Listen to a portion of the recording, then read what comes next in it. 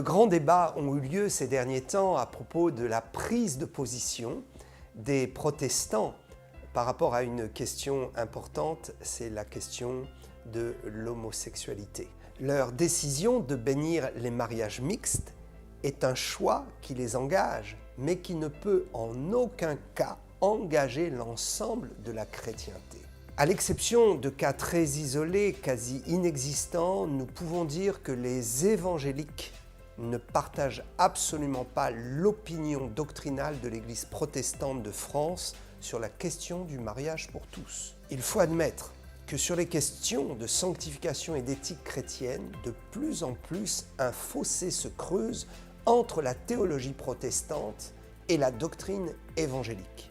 Le 31 octobre 1517, Martin Luther afficha ses 95 thèses de réforme sur la porte de l'Église catholique du château de Wittenberg.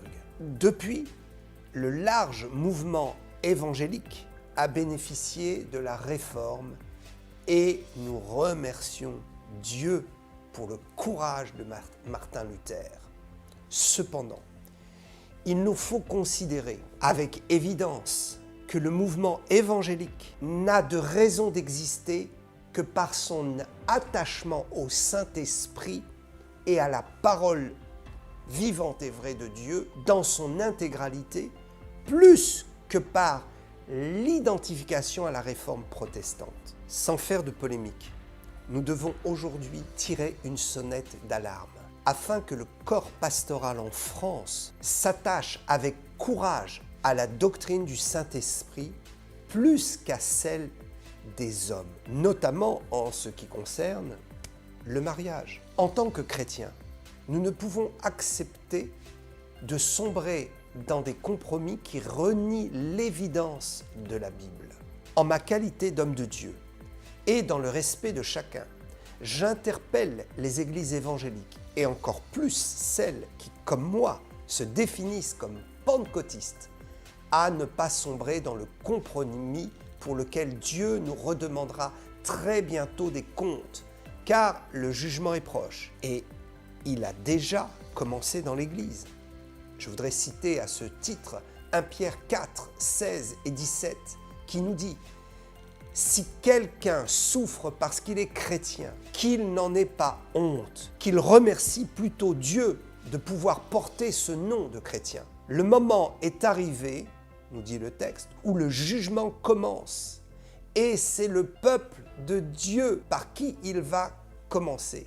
Or, si le jugement débute par nous, comment sera la fin lorsqu'il frappera ceux qui refusent de croire dans la bonne nouvelle de Jésus-Christ? La Bible n'est pas un recueil de fables. Elle seule peut nous répondre à la question qui actuellement nous oppose avec les protestants et récemment, il faut le dire, avec les déclarations du pape. Cette question est: que faut-il penser de l'homosexualité?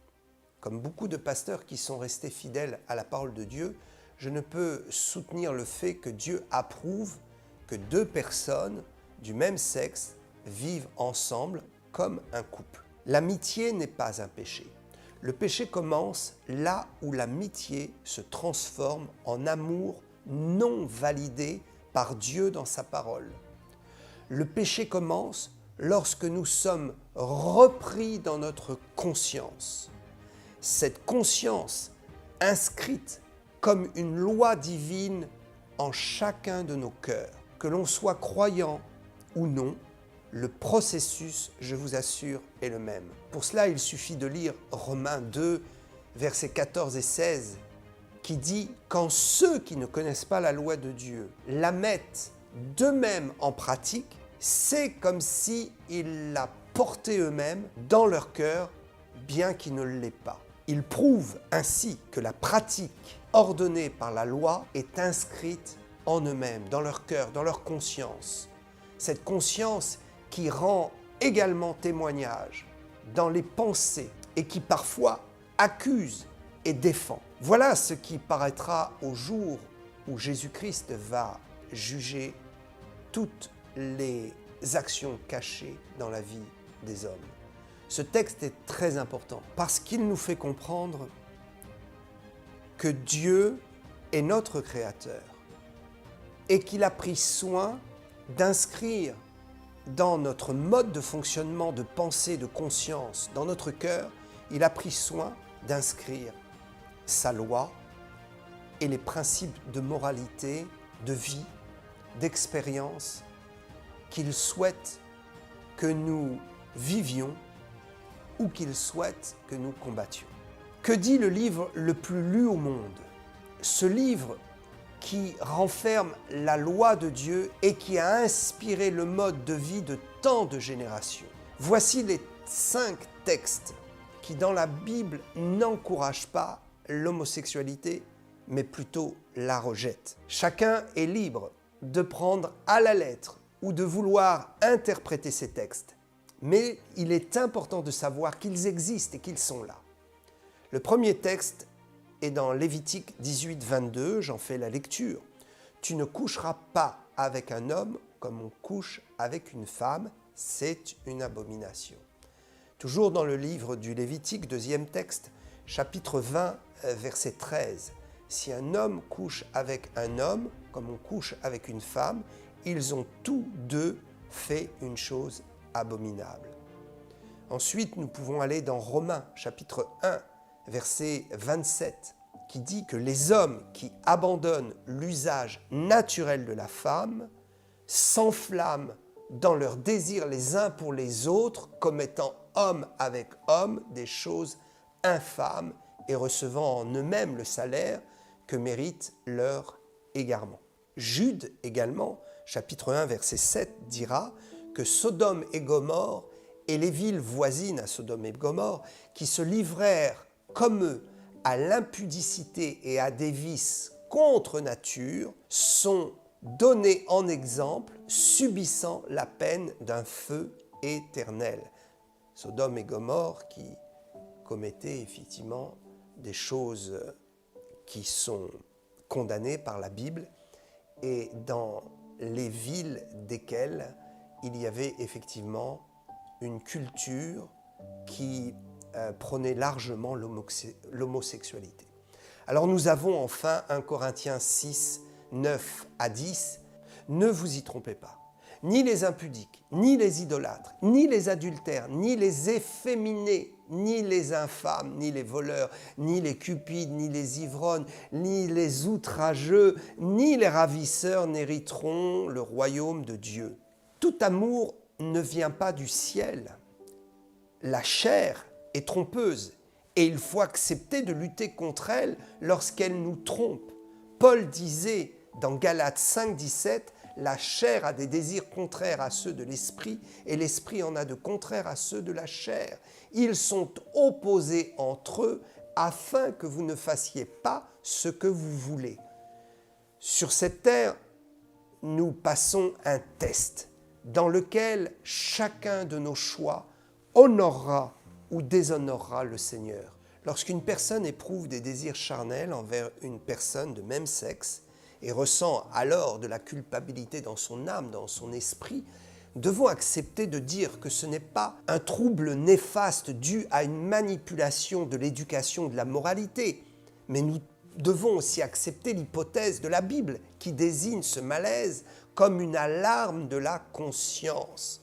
Les psychologues peuvent dire que ce malaise est dû à une pression religieuse, psychologique, créée par des gens qui ne sont pas libres sur ce point-là, et que donc la personne ayant reçu une éducation contraire se trouve dans la culpabilité. Mais il faut aussi accepter la théorie de la Bible qui dit que c'est la conscience qui parle. Quoi qu'il en soit, avec ces explications, j'espère que chacun pourra se faire son idée et trouver la réponse en lui-même. Car ce qui compte, c'est d'écouter l'argument de chacun et ensuite d'avoir son propre avis. Romains 14, 23 dit « Tout ce qui n'est pas produit d'une conviction est péché. » Retenons aussi que Dieu nous a créés libres afin que nous vivions heureux, sans pour autant vivre selon les désirs de la chair. Ceci est important. Vous avez été appelés à la liberté, seulement ne faites pas de cette liberté un prétexte pour vivre charnellement ou selon les désirs de la chair. C'est ce que l'apôtre disait aux Galates. Alors je dois dire que j'ai une grande compassion pour ceux et celles qui se trouvent dans un dilemme à cause de leur homosexualité. Je prie afin que le Saint-Esprit les convainc de la vérité.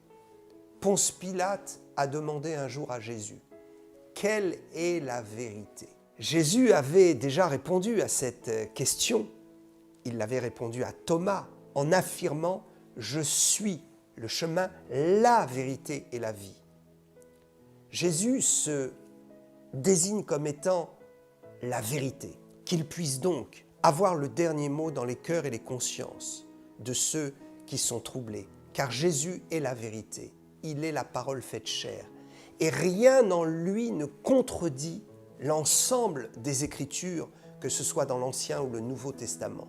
Avec tout le respect que nous devons à nos gouvernements et à l'humanité, une humanité que Dieu aime, nous ne pourrons jamais offenser le Saint-Esprit en mettant de côté les précieuses convictions qui ont transformé nos cœurs et nous ont assuré de la vie éternelle, à nous qui sommes convertis à Jésus-Christ et qui sommes chrétiens. Je voudrais dire d'une façon absolument certaine que dans cette fin des temps, le Saint-Esprit va secouer le monde par un feu qui ranimera les consciences et les cœurs de beaucoup. Un feu qui va ramener tout homme et toute femme de bonne volonté vers la lumière de la vérité. Que tout chrétien sanctifie donc sa vie et se prépare pour les noces de l'agneau en mettant sa vie en règle. Car le roi des rois, le Seigneur des seigneurs, qui est l'agneau divin de Dieu, arrive très bientôt. Il arrive sur les nuées du ciel pour enlever ceux qui lui appartiennent. Je vous encourage. Je prie pour vous. Que la grâce du Saint-Esprit soit avec vous. À bientôt.